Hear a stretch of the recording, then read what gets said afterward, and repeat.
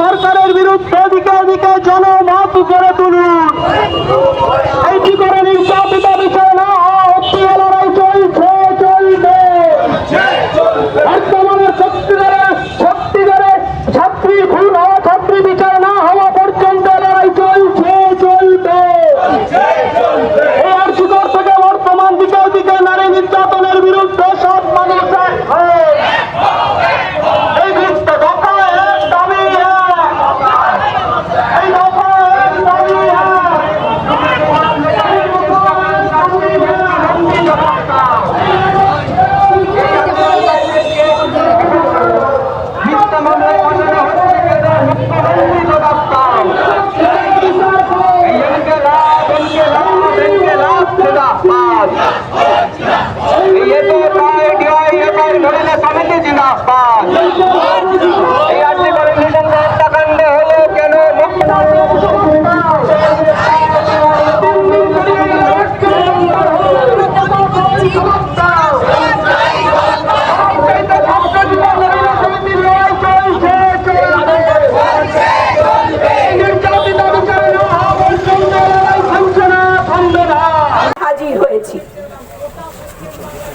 আপনারা দেখতে পাচ্ছেন সারা পশ্চিমবঙ্গ জুড়ে আজকে ধারাবাহিকভাবে পরিবর্তনের নামে 11 সালের পর থেকে সাধারণ মহিলা থেকে ডাক্তারে কর্মরত ডাক্তারের ওপর পর্যন্ত যে ধরনের আক্রমণ নামিয়ে আনা হয়েছে, আমরা আমাদের গণসংগঠনের পক্ষ থেকে তীব্র প্রতিবাদ জানাই।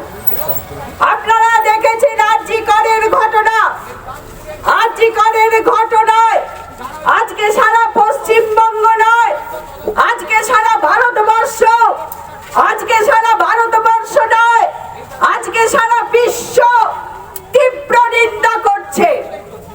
কিন্তু আজকে লজ্জার সঙ্গে বলতে হয়, আমাদের রাজ্যের মুখ্যমন্ত্রী, আমাদের রাজ্যের স্বরাষ্ট্রমন্ত্রী, আমাদের রাজ্যের স্বাস্থ্যমন্ত্রী এতটাই অপদার্থ যে তিনি কোনো দায়িত্ব নিতে পারছেন না তার রাজ্যের মা বোনেদের ইজ্জতকে রক্ষা করার জন্য।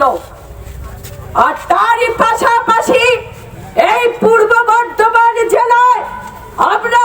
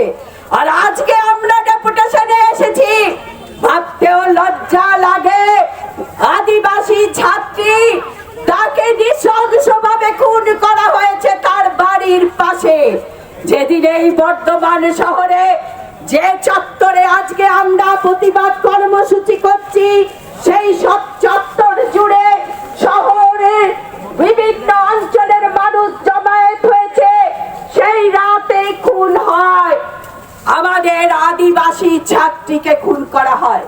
আমরা তাই আজকে ডেপুটেশনে এসেছি যে তাই যিনি খুনি, যারা খুনি, তাদেরকে গ্রেফতার করতে হবে এবং তাদেরকে দৃষ্টান্তমূলক শাস্তি দিতে হবে।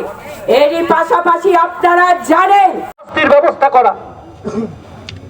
কার্যত গোটা রাজ্যের শাসক দল খুনিদের আড়াল করছে, দোষীদের আড়াল করছে, ধর্ষকদের আড়াল করছে। পশ্চিমবাংলায় 2011 সালে ক্ষমতায় আসার পর মুখ্যমন্ত্রীর প্রথম পদক্ষেপ ছিল নিজের বাড়ির পাশে থানাতে গিয়ে যারা সন্ত্রাসবাদী, যারা 2 নম্বরী কাজের সঙ্গে যুক্ত, তাদেরকে ছাড়িয়ে আনা। সেদিন থেকে একটার পর একটা ঘটনা পশ্চিমবাংলায় যা ঘটেছে, তারপর থেকে পশ্চিমবাংলার যত চোর, ডাকাত, ধর্ষক আছে, তারা মনে করেছে মুখ্যমন্ত্রী মমতা ব্যানার্জি আসলে আমাদের মুখ্যমন্ত্রী ধর্ষকদের। সেই জন্যই